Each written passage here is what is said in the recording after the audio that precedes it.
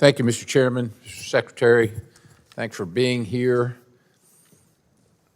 It's a statement from you in a 2024 Senate hearing where you said no one has done more to support Israel than Joe Biden.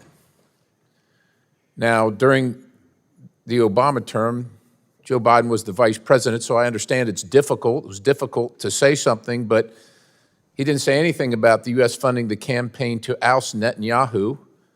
And I get it, while President Obama was the president, he's the vice president, that's a difficult thing to do, but he was unburdened when he became president, so he could have said something then.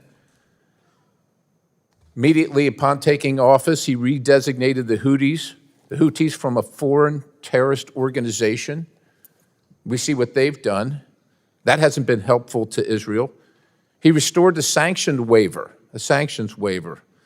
I remind everybody that Iran exports are at a 5-year high with 3.4 million barrels being sold every day, funding their terrorist activities all across the globe. The president made a red line for Israel going into Rafah to defend itself, withheld arms shipments to Israel so it couldn't defend itself, continually called and calls for Israel to lay down its defenses in demanding a ceasefire, continues at this time to undermine Netanyahu in this time of war.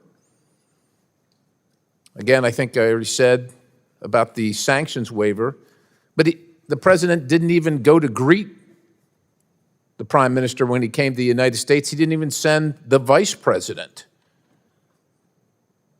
Actually used Israel funding to get Ukraine funding, used Israel. Again, oil exports at a 5-year high, and that money goes directly to support Iran, Israel's mortal enemy, and all their proxies, including the Houthis, Islamic Jihad, Hamas, Hezbollah, you name it.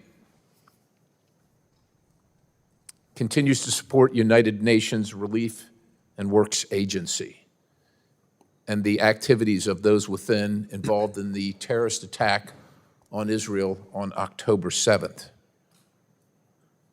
That's just a few things that I quickly found, knowing that you would be here, Mr. Secretary, and you said, no one, starting with President Biden, has done more to make sure they have what they need to defend themselves from Hamas, to deal with the threat Hamas poses. And that's also from a 2024 Senate hearing, Mr. Secretary.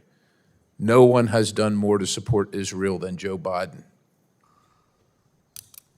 I'm thanking the good Lord that he's not against Israel, Mr. Secretary.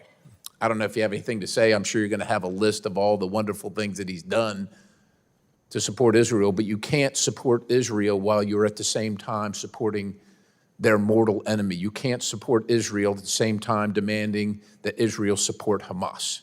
You can't support Israel when you're allowing Iran access to billions of dollars used to fund terrorism, not only in Israel, but around the globe, threatening not only Israel, our greatest ally, but also the United States of America and its interests abroad.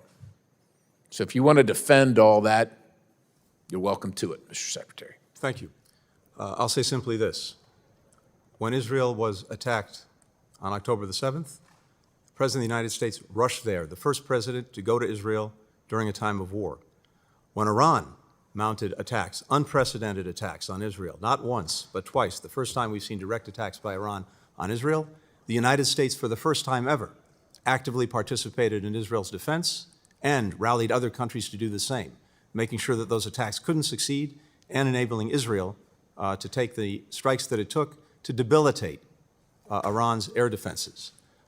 If you want to go back more years than that, the Memorandum of Understanding, the 10-year Memorandum of Understanding that provides the money for Israel's defense, that was negotiated by President Obama, and Joe Biden was a lead in that effort to get it. And as a result, the equipment, the munitions, the arms that Israel has had, as a result of that agreement, have enabled it to deal with Hezbollah, to deal with Hamas, to deal with Iranian-aligned If I may, sir, in the remaining 10 seconds, if this president were on both sides of this war providing Iran all that it has provided, maybe those people in Israel that died on October 7th would still be alive. I yield.